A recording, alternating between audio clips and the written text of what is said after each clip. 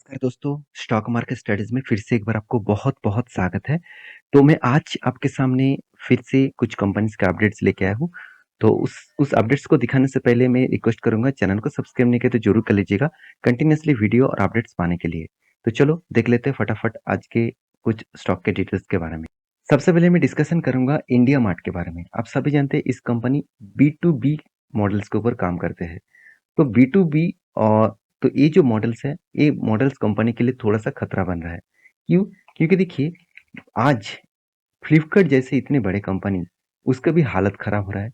वो तो डायरेक्टली बी2सी का मॉडल्स के ऊपर काम करते हैं। तो बिज़नेस से वो डायरेक्ट कस्टमर को माल बेचते हैं। तो बी2बी का बिज़नेस वो तो वो भी करता है, साथ ही साथ बी2सी का भी बिज़नेस करता है। तो फिर भी आज देखेंगे तो फ्लिपकार्ट का हालत बहुत बुरी तरीके से खराब होता जा रहा है। और अमेज़न का भी बहुत ज़्यादा प्रेशर देखने को मिला है, अमेज़न के ऊपर भी। तो इस प्रोजेक्ट के ऊपर इसी इसी तरीके से प्रोजेक्ट के ऊपर इंडिया मार्ट भी काम कर रहा है।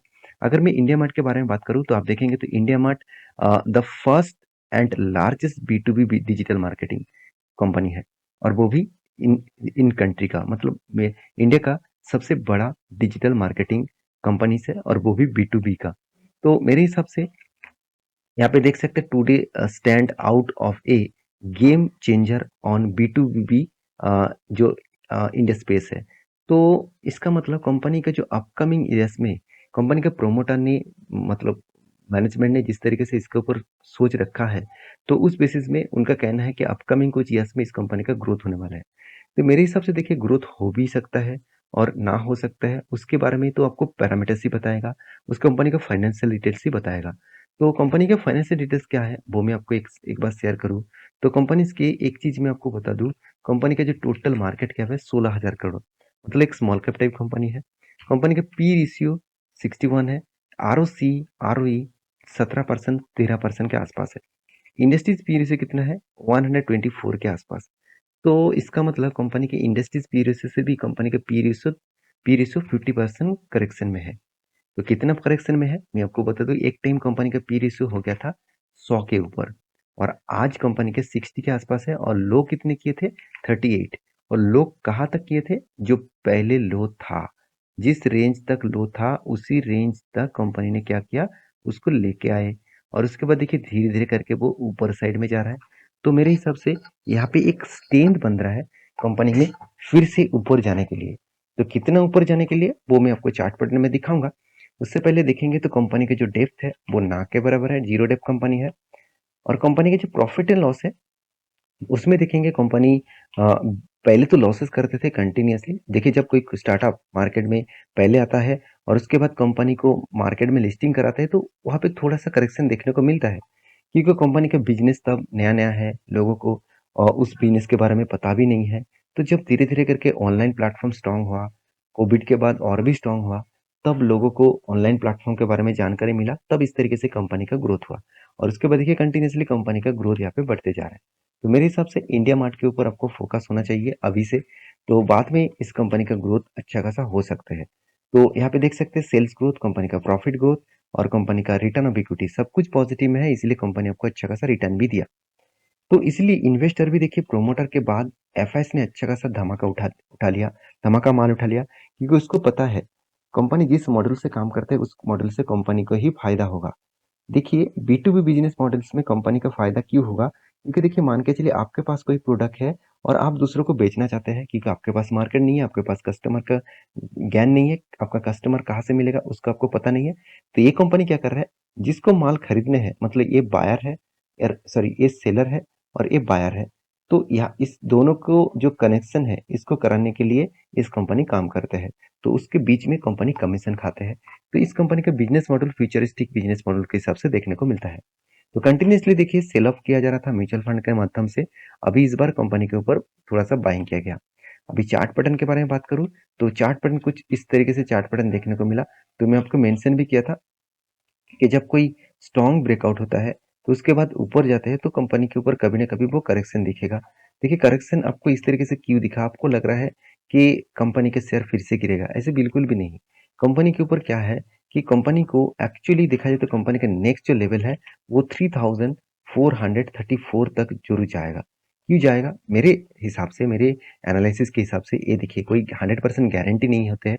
मैं रिसर्च करके जितने एनालिसिस करके जितने मेरे नॉलेज है उस बेसिस में आपको बता रहा हूँ, क्योंकि देखिए बहुत बार क्या होते हैं, कोई स्ट्रॉन्ग यहाँ पे देखिए 1 बार, 2 बार, 3 बार और 4-4 बार उसको ब्रेक करने का कोशिश किया और स्ट्रांगली जब ब्रेकआउट हुआ, उसके बाद देखिए कंपनी ऊपर गया, उसके बाद नीचे आया। क्यों नीचे आया?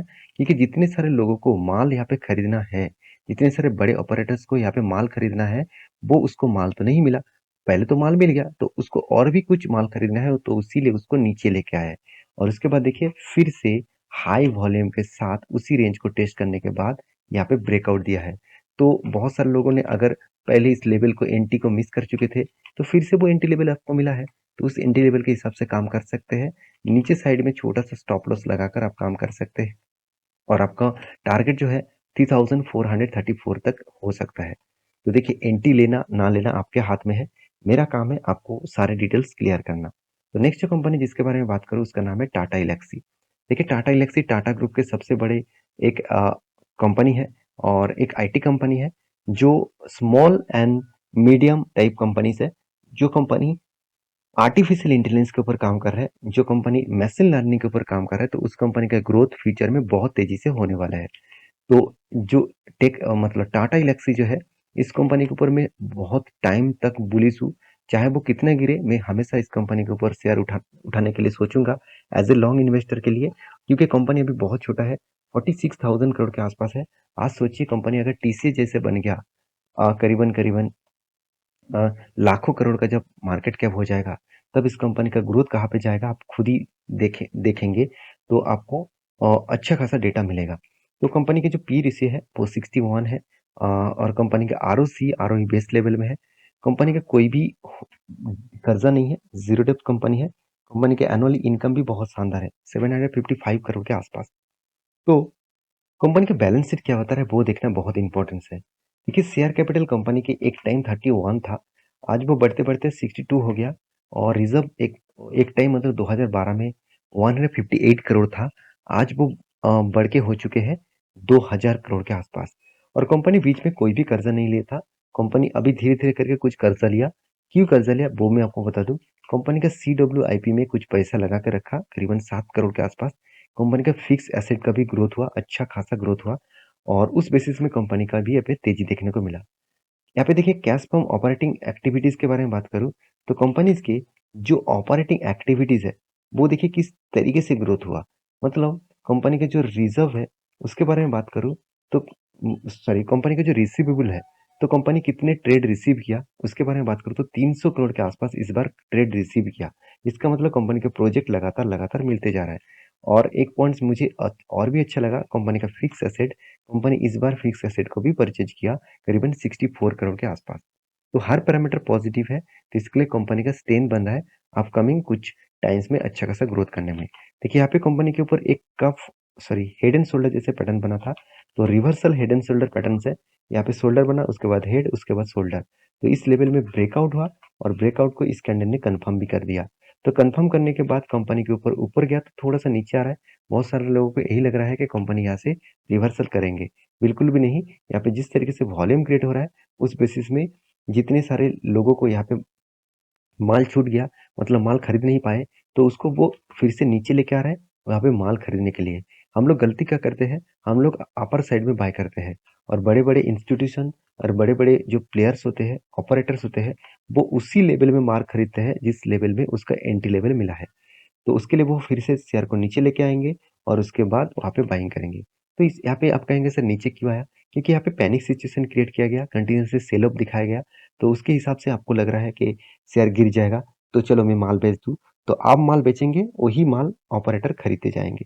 तो इस तरीके से ऑपरेटर गेम को आपको समझना पड़ेगा।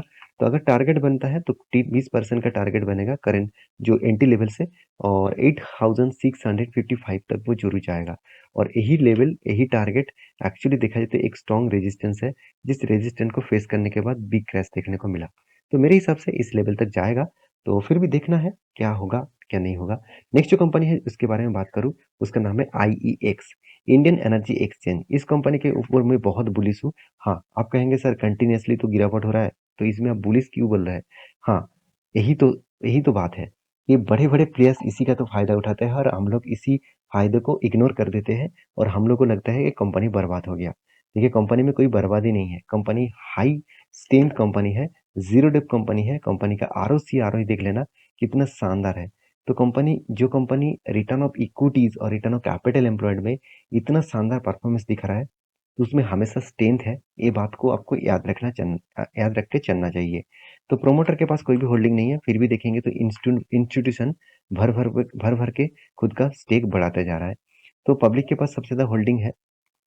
तो कंपनी के अगर चार्ट पैटर्न के बारे में बात करूँ, तो ध्यान दीजिएगा एक पैटर्न्स में आपको यहाँ पे मेंशन किया, वो पैटर्न्स एक्चुअली बहुत स्ट्रॉन्ग पैटर्न्स है।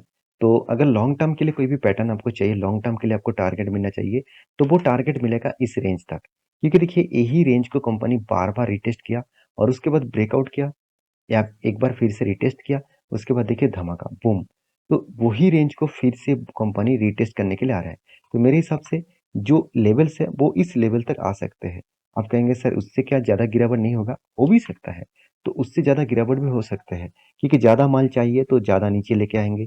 ऑपरेटर इसी तरीके से गेम खेलते हैं, उसको और भी सस्ते दामों में खरीदने के लिए वो तैयार होते हैं। तो नीचे लेके आएँगे, उसके बाद उसको ऊपर लेके जाएगा। तो इसका मतलब यहाँ पे जो रेंज क्रिएट हो रहा है, वो रेंज बहुत स्ट्रॉन्ग है मेरे हिसाब से। और मैंने तो आपको पहले ही बोल चुका हूँ मैंने किस लेवल में एंट्री लिया एज ए स्विंग ट्रेडिंग के हिसाब से, क्योंकि कंटिन्यूअसली यहाँ पे क्या हुआ, कंटिन्यूअसली एक 20% के आसपास एक गेन देखने को मिलेगा। जब कंटिन्यूअसली कोई भी कैंडल क्रिएट होता है तो उसको मार्किंग कर लेना, और जब वो नीचे लेवल को वो टच करते हैं वहाँ पे एंट्री बनेगा, और मेरा टारगेट और मेरा नहीं, यहाँ पे टारगेट बनेगा इस लेवल तक। तो मैंने एंट्री कहाँ पे लिया, मैं आपको पहले ही मेंशन करके रखा था। वो एंट्री मैंने लिया यहाँ पे, यहाँ पे जो क्लोजिंग है इस लेवल में एंट्री लिया। और उसके बाद यहाँ पे थोड़ा-सा उसी रेंज में कंपनी अभी फँस चुके हैं। कंपनी इसी रेंज में कंपनी काम कर रहा है। तो मेरे हिसाब से थोड़ा-सा टाइम बिताएगा, थोड़ा-सा यहाँ पे माल खरीदा ही जाएगा। उसके बाद ऊपर साइड में ब्रेकआउट करे तो ईज़िली आपको टारगेट मिल सकता है। तो आप आपके हिसाब से ज़रूर रिसर्च करके काम करिएगा। मेरा एंट्री लेवल यहाँ पे है, तो आपका क्या राय है? मुझे ज़रूर कमेंट्स करना। तो नेक्स्ट जो कंपनी है, उसके बारे में डिस्कशन करूँगा, उसका नाम है फाइन ऑर्गेनिक। तो फाइन ऑर्गेनिक के बारे में मैं बहुत बार डिस्कस कर चुका हूँ, और मुझे इस कंपनी में सबसे अच्छा चीज़ जो लगता है, कंपनी एक केमिकल इंडस्ट्रीज़ होने के नाते भी कंपनी की जो स्ट्रेंथ है, वो बहुत स्ट्रॉन्ग है। कंपनी बहुत छोटा है, कंपनी अभी भी एक स्मॉल कैप टाइप कंपनी है, तो इसका हाई पोटेंशियल है बहुत बड़ा होने के लिए। तो कंपनीज़ में जो मतलब प्रोडक्ट्स है, आप देखेंगे कंपनी फूड्स के ऊपर, प्लास्टिक के ऊपर, साथ ही साथ कॉस्मेटिक्स के ऊपर, कोटिंग्स के ऊपर एंड अदर स्पेशलिटी केमिकल्स के ऊपर कंपनी काम करते हैं। तो कंपनी के जो बिज़नेस मॉडल्स हैं, वो बहुत स्ट्रॉन्ग है। कंपनी एक्सपोर्ट भी करते हैं खुद का प्रोडक्ट को, और ओवरऑल ऑल वाइड में मतलब वर्ल्ड में कंपनी का बिज़नेस फैला के रखा, और कंपनी ज़ीरो डेब्ट कंपनी है, और कंपनी कंटीन्यूअसली खुद का प्रॉफिट जो है वो लगातार यहाँ पे मेंशन कर रहा है, लगातार यहाँ पे ग्रोथ करते जा रहा है। तो यही ग्रोथ के कारण कंपनी का इस बार सबसे ज़्यादा प्रॉफिट हुआ, और इस प्रॉफिट के चलते कंपनी का अपकमिंग कुछ ईयर्स में अच्छा खासा धमाका हो सकता है। तो कितना ग्रोथ होगा मैं आपको बता दूं, तो कंपनी के ऊपर एक चार्ट पैटर्न क्रिएट हुआ है। वो चार्ट पैटर्न किस तरीके से है आप देखेंगे, तो यहाँ पे एक शोल्डर क्रिएट हुआ, उसके बाद एक हेड क्रिएट हुआ, उसके बाद एक शोल्डर होगा। तो जब शोल्डर बनेगा तो आपको इस हेड के हिसाब से आपको टारगेट इस लेवल तक मिल सकता है। देखिए यहाँ पे कोई भी एंट्री लेवल्स आपको मैं अभी तक मेंशन नहीं किया, क्योंकि जब तक कोई भी पैटर्न कंप्लीट ना हो जाता, तो तब तक कोई भी एंट्री मत लेना, क्योंकि ये पैटर्न फेल भी हो सकता है। अगर मान के चलिए शोल्डर यहाँ पे या ब्रेक कर दिया, तो वो ये जो पैटर्न है वो टोटली पैटर्न कैंसिल हो जाएगा। तो इसके लिए आपको इस कंपनी के ऊपर फोकस रखना चाहिए। जब कोई लेवल्स क्रिएट होगा, तब मैं आपको ज़रूर टेलीग्राम में भी अपडेट दे दूंगा और वीडियो बना के भी आपके साथ शेयर करूंगा। तो जाकर फटाफट टेलीग्राम को चेकआउट कर सकते हैं, जहाँ पे सारे इन्फॉर्मेशन आपको मिलेगा। लास्ट जो कंपनी जिसका नाम है लीडिंग लेजिंग फाइनेंशियल कंपनीज, तो ये कंपनी एक माइक्रो कैप टाइप कंपनी है। तो कंपनी में खासियत यही है कि कंपनी में बड़ा होने का चांसेस दिखाने के लिए कंपनी क्या कर रहा है, इन्वेस्टर को मतलब जितने सारे इन्वेस्टर है उसको बोनस देने वाले हैं। और बोनस कब मिलेगा, जुलाई 20 में, और एक के बदले एक बोनस आपको मिलेगा। इसका मतलब आपके पास 100 शेयर है, उसके बदले 100 शेयर आपको मिल जाएगा। तो उस हिसाब से काम करना, जल्दबाजी मत करना। बोनस के हिसाब से अब बोनस मिल रहा है तो इसलिए ब्लाइंडली निवेश कर लेंगे, ऐसे मत करिएगा।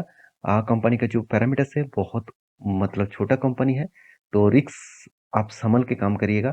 और बाकी जो कंपनीज के बारे में मैंने डिस्कस किया, वो मेरे एनालिसिस के हिसाब से है, आप आपके एनालिसिस के हिसाब से ज़रूर काम करिएगा, क्योंकि ये वीडियो टोटली एजुकेशन पर्पस में था, कोई भी रिकमेंडेशन वीडियो नहीं था। मिलते हैं नेक्स्ट वीडियो में, तब तक के लिए अच्छे से रहिए, अपने ख्याल रखिए, बाय बाय।